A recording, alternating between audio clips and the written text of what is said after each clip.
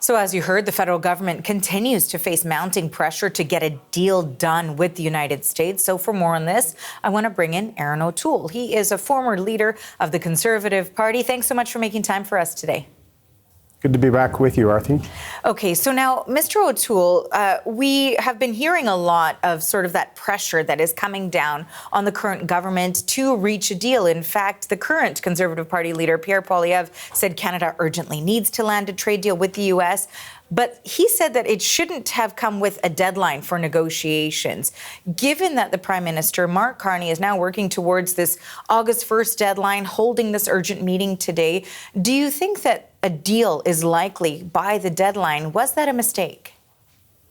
I think we do need an urgent resolution, but not at all costs. So I do think it's good to put some urgency on this, both for the Canadian economy and the U.S. economy. People forget that Donald Trump is in a race against the inflation clock. You know, there's going to be shortages on the shelves in the fall in the United States as a result of this global tariff war.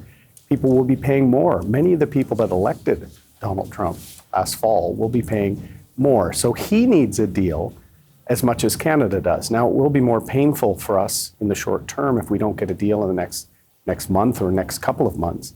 But we should push, but not for a deal at all costs. And we've got to be willing to hold our line. And I think Prime Minister Carney has generally done a very good job resetting the tone of discussions, focusing on getting tariffs down and getting core parts of our economy, energy especially, exempt, or at least respecting the CUSMA agreement or the new NAFTA. So I think steady as she goes, don't respond to everything President Trump puts out on Truth Social or says in a scrum. Focus on the real prize, which is a strong deal for Canada.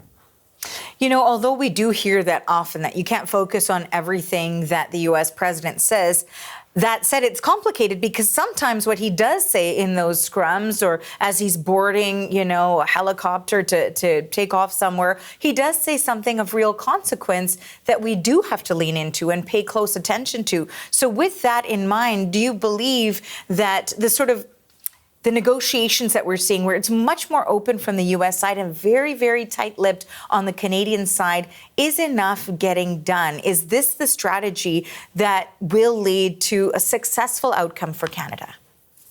I think it will. You know, I use an allusion to the old Star Wars movie, stay on target, stay on target.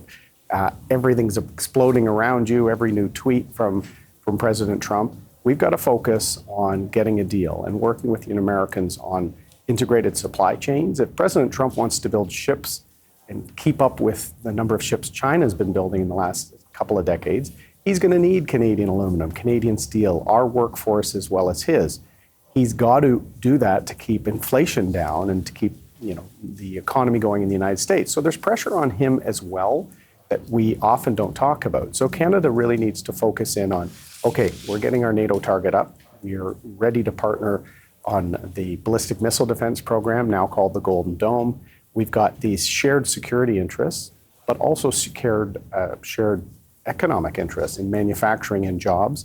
So I think steady as she goes, stay on target. We want to get a deal that has a low as possible general tariff rate and an exemption completely, hopefully, for steel, aluminum, auto, and energy. I think if we go for that goal, it'll be good for Canada. It'll give businesses some certainty to hire and invest, and that's what we need. There's a lot of people on the sidelines because of this uncertainty.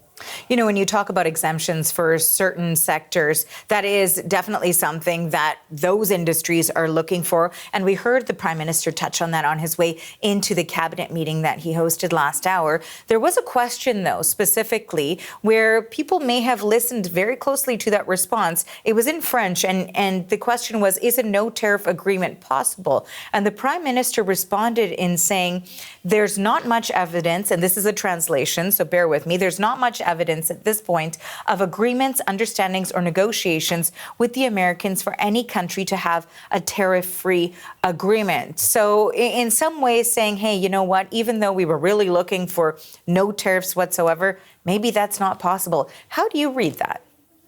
I've always said there will likely be a low general tariff rate. And you got to remember, Donald Trump does this because he wants to see winners and losers in trade. He doesn't understand the actual wider benefit of trade and security together. So he wants to see the winners and losers, but he also wants to raise revenue. You know, Arthur, he's already raised $100 billion in revenue with the tariffs to date.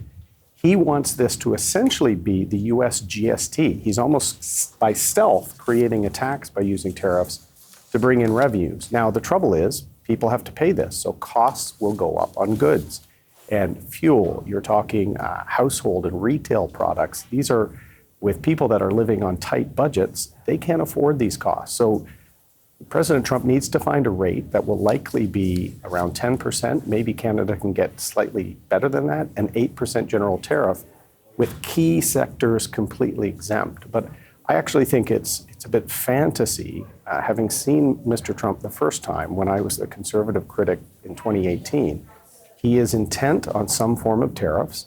He's used 232s, he's used security, he's used general emergency powers.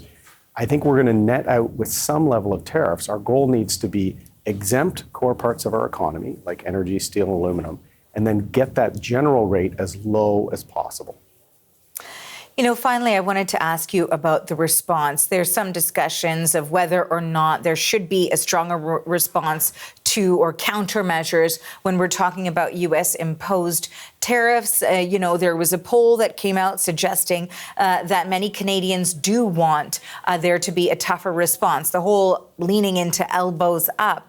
And whether or not we're actually seeing that, particularly when we saw the digital services tax come off the table. What sort of leverage does Canada now have that could be used? And do we need a stronger stance than we're currently seeing?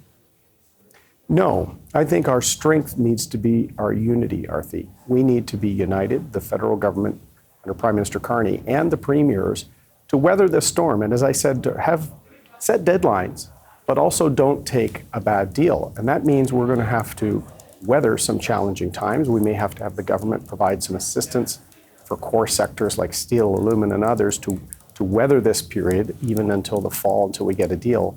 And then we need federal, provincial cooperation, because the wider risk for our economy is actually the big, beautiful bill. We talk so much about tariffs, but the U.S. is trying to draw manufacturing jobs away from Ontario and Quebec by lowering the corporate tax rate, by giving depreciation bonuses and research and development tax credits.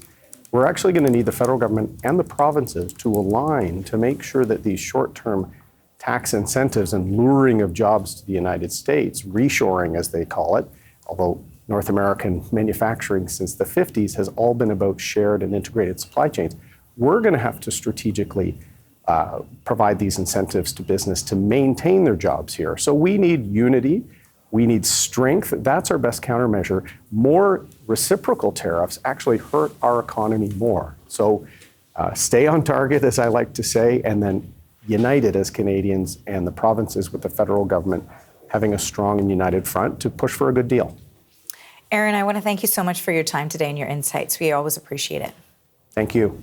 That is Erin O'Toole. He's the former leader of the Conservative Party of Canada.